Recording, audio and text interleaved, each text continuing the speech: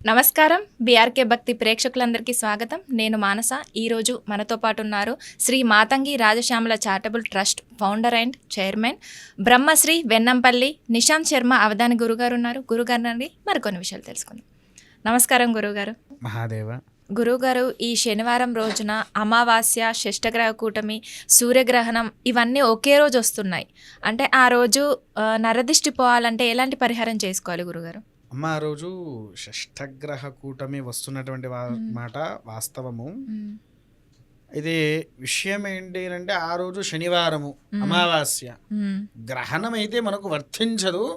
కాకపోతే మీరు అడుగుతున్నారు కాబట్టి చెప్తున్నా, గ్రహం అయితే మనకు వర్తించదు. కాకపోతే ఏంటంటే కొన్ని క్షుద్రశక్తులు నిద్ర లేచే సమయం. అవి క్షుద్రశక్తులు నిద్ర లేచే సమయము. వాటికి ఏంటి అంటే ఎక్కువగా చాలామందికి తెలియని రహస్యాలలో దశమహావిద్యల్లో ఒకటి శ్యామలాదేవి కానివ్వండి, భగలాముఖి కానివ్వండి, ముఖ్యంగా ప్రత్యంగిరాదేవి వారాహి ఆరాధన చేసేవారికి ఎటువంటి కీడు అనేటువంటిది రాదు. మొదలు తర్వాత నరఘోష అనేటువంటిది బాగా వస్తుంది. ఈ నరఘోష వల్ల ఏమవుతుంది అని అంటే మనకు తెలవకుండా మనం కొన్ని లోభాలు పడుతూ ఉంటాం. విన్నారా? వాటికి ఏంటి, నల్ల కుంకుమ అనేటువంటిది దొరుకుతుంది. ఓకే, నల్ల కుంకుమ అనేటువంటిది దొరుకుతుంది. ఆ నల్ల కుంకుమ తెచ్చుకొని శనిపీడ, నరఘోష పీడ, నలుపుదనం ఉండే చోట ఎక్కువగా చెడు శక్తులు రావు. అవునా? ఎందుకంటే ఆ కాలావరణం తీసుకొని బయటికి వదిలేస్తుంది. అన్నీ ఏదైనా నల్లదనంలోకి చేరిపోయి ఆ నలుపు, వాడికి ఏంటంటే నలుపు అంటే బాగా ఇష్టం. ఆ నలుపులో చేరిపోతుంది. చేరిపోయాక మనం స్నానం చేసేటప్పుడు దాంట్లో నుంచి బయటికి వెళ్ళిపోద్ది. ఆడవారు కూడా కాటిక ఎందుకు పెట్టుకుంటారు అని అంటే ఎటువంటి దుష్టశక్తి ప్రభావము అనేటువంటిది మన మీద రాకుండా, నాకు నేత్రవర్గాలు కూడా కాకుండా ఉండడానికి కోసమే ఆడవాళ్ళు ఈ కళ్ళకి ఇలా కాటుక పెట్టుకుంటారు. విన్నారా? నరాధిక దోషాలు అంటే పురుషుడి యొక్క కళ్ళు ఆడవారి మీదకి ఎక్కువ పడకుండా ఉండడానికి కోసము అన్నట్టుగా. విన్నారా? తర్వాత ఈ నరదృష్టి అనేటువంటిది చాలా రకాలు ఉన్నాయి.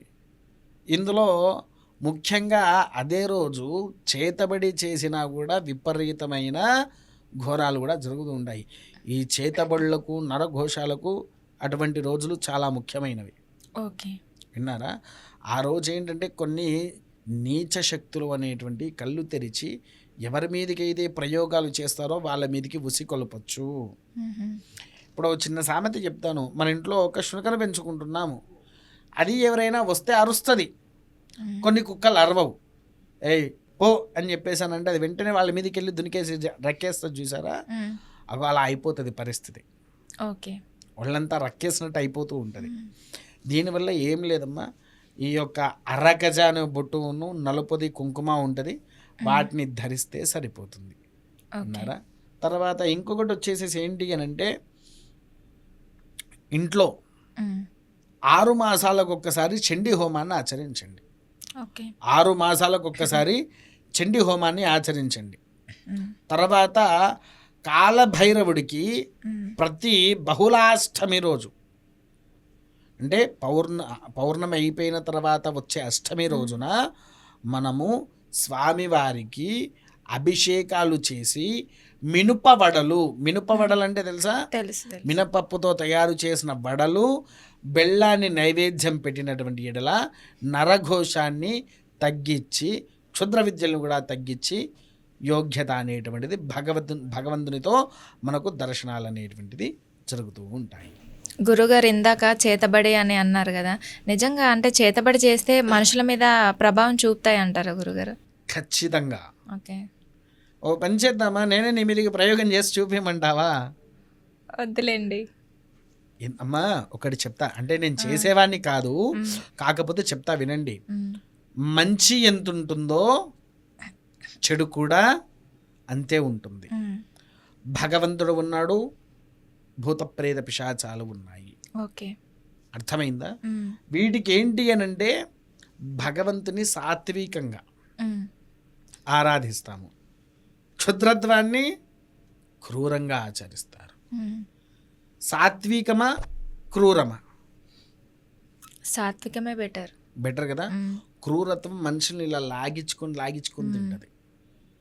ఇప్పుడు మీరు నాన్ వెజ్ తింటారా? ఎన్ని రకాలు తింటారు అందులో? Mutton, chicken, eggs, fish. ఇప్పుడు ఈ మటన్ అంటే ఏంటిది? మేక, అంతేనా? అవును. మేకలో మీరు ఏమేమి తింటారు? తెలీదు గురుగారు. అంటే చెప్తూ ఉంటారు కదమ్మా సినిమాలో తలకాయ అంటే నేను ఎక్కువ తినను. ఏదో ఉంటాయి కదా, అట్లా ఎన్ని ఉంటాయి? సుమారు 3-4 రకాలు ఉంటాయా? అవునా?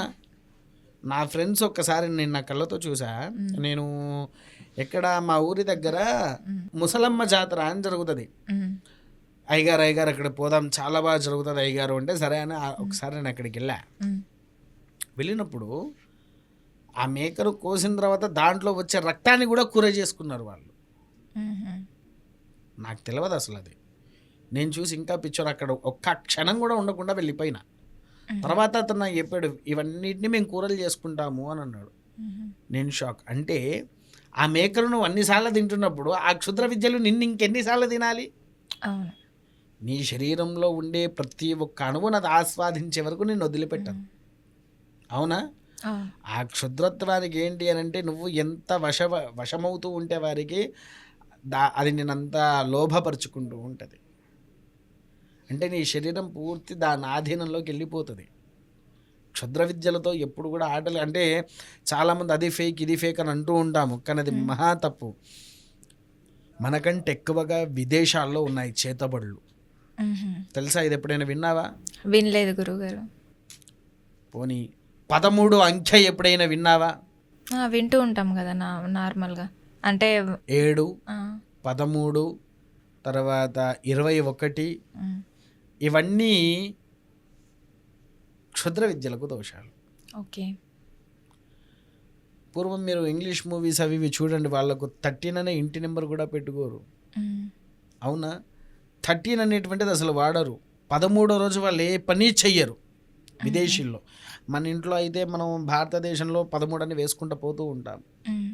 అవునా? కానీ 13 అనేటువంటిది మహాఘోరమైనది. అదొక దయ్యాలంటే ఇంగ్లీష్లో ఈవిల్ నేమ్, ఈవిల్ డేట్ అని చెప్పాలి. ఈవిల్ డెవిల్ ఏదైనా ఒకటే కదా. ఈవిల్ అన్నా డెవిల్ అన్నా ఒకటే కదా. ఈవిల్ డెవిల్ డేట్స్ అన్నట్టు. ఆ 13వ తారీఖు ఈ వీటికి సంబంధించినటువంటి డేట్స్ 7, 13, 21. 21 మాత్రము 2 రకాలుగా వాడవచ్చు. దైవానికి వాడవచ్చు, దుష్టశక్తికి వాడవచ్చు. విన్నారా? ఇది వీటిని మాత్రము మనం ఎటువంటి ఆలోచన లేకుండా చూసుకుంటా పోతే ఆ రోజులో మనం ఏం పనులు చేయకుండా హ్యాపీగా ఉండడానికి. విన్నారా? దుష్టశక్తి వలన వచ్చేటువంటి నష్టాల కంటే దాంట్లో నుంచి బయటపడే యోగాలను వెతుక్కోండి. అర్థమైందా? అర్థమైంది గురుగారు. మరి ఒక సందేహం, అంటే మనం మేకల్ని, కోళ్ళని, చేపల్ని మనం కట్ చేసేటప్పుడు అది మనం ప్రాణం పోయేటప్పుడు కొట్టుకుంటూ ఉంటాయి. అంటే అవి కట్ చేసే వాళ్ళ మీద, మనం తినే వాళ్ళ మీద ప్రభావం ఉంటుందా గురుగారు? ఖచ్చితంగా చూపిస్తుందమ్మా. జీవహింస మహాపాపము. మనకున్నది జీవహింస మహాపాపము. నీవు నీ కడుపు నింపుకోవడానికి ఒక జీవిని చంపైతే నీ కడుపు నింపుకుంటున్నావు కదా. అవును. దానివల్ల ఆ దోషం నీకు తాకినట్టే కదా. ఆ చాలా మంది పితృదోష శాపాలు లేదా స్త్రీ శాపాలు, వీటి శాపాల గురించి విన్నారు, కానీ మత్స్య శాపం గురించి ఎప్పుడైనా విన్నారా? మత్స్య ఎవరు ఎక్కువగా? మత్స్య అంటే ఎవరు? సాక్షాత్కారుడైనటువంటి శ్రీ మహావిష్ణు రూపము. తాబేళ్లు తింటున్నారు ప్రతి ఒక్కటి. ఇప్పుడైతే మన చైనీస్ అయితే పాములు. అవునా? జీవహింస మహాపాపము అనేటువంటిదే మన శాస్త్రంలో మన పూర్వీకుల నుంచి వెల్లడిచ్చినటువంటిది. అవునా? కాబట్టి ఏంటి అంటే జీవహింస చెయ్యకుండా శాకాహారంగా ఉండండి. శాకాహారంలో మీకు విషయం చెప్పమంటారా? సోరకాయ కూడా మాంసంతోనే సమానము. అందుకోసమే దసరా రోజు మొదలుగా సోరకాయని బలిస్తారు. అవును అవును, విన్నారా? కాకపోతే సోరకాయ తినండి, మీ శరీరంలో ఉండే కొలెస్ట్రాల్ తగ్గిస్తుంది. విన్నారా? ఆయుధ పూజ చేసేటప్పుడు కూడా సోరకాయ బలి ఇస్తారు. గృహప్రవేశాలకు గుమ్మడికాయ బలిస్తారు, మ్మ్. అవునా? అవును. అవి కూడా మాంసాహారంతో సమానం.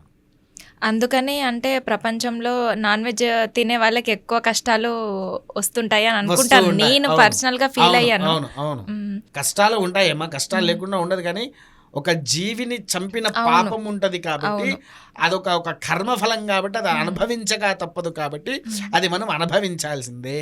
ఓకే. తెలియకుండా చేసిన పాపము మ్మ్. తెలియకుండా అంటే తెలియకుండా కాదే, తెలిసి తిన్నదే. మ్మ్. తెలివి కూడా చంపింది కాదు, తెలిసి చంపిందే. అవును. విన్నారా? వాటిని ఇంకొకటి ఏంటి అని అంటే పాపం ఈ మేము రోడ్డు మీద అప్పుడప్పుడు వెళ్తూ ఉంటే నువ్వు అన్నావే ఇందాక చేపలు అని, మ్మ్. పాపం వాటిని ఇట్లా బండకేసి అవును. రాకుతూ ఉంటే అవును. ఎంత బాధ అనిపించేది తెలుసా? అవును. అప్పుడు నాకు అనిపించేది వాళ్ళని కూడా అదే బండకేసి రాకితే ఎలా ఉంటది అనేది నేను చాలాసార్లు అనుకున్నా. అవును. అంటే నువ్వు తినడాన్ని దానికి అంతకనం క్షోభ పెట్టి నువ్వు తింటున్నావు. అవును. అది ఎంత క్షోభపడి ఉంటే నీకు ఇంత జీవితం వస్తుంది ఒకసారి ఆలోచించండి. అవును. నేను కూడా పర్సనల్గా ఫీల్ అయ్యాను గురుగారు. ఇది అంటే ఒక ప్రాణిని చంపి మనం తినడం అవసరమా అని నేను కూడా ఫీల్ అయ్యాను. మరి నువ్వు మాంసాహారం మానేస్తావా? నేను అసలు నాకు ఎప్పుడైతే నాకు మైండ్లో ఆలోచన వచ్చిందో అప్పటి నుండి అసలు నేను ఇంట్లో తినను. వాళ్ళు బయట తింటున్నావు? బయట కూడా అసలు బయట ఫుడ్ కూడా తినను గురుగారు. సూపర్. ఓన్లీ 6 monthsకి ఒకసారి అంతే. ఏంటిది?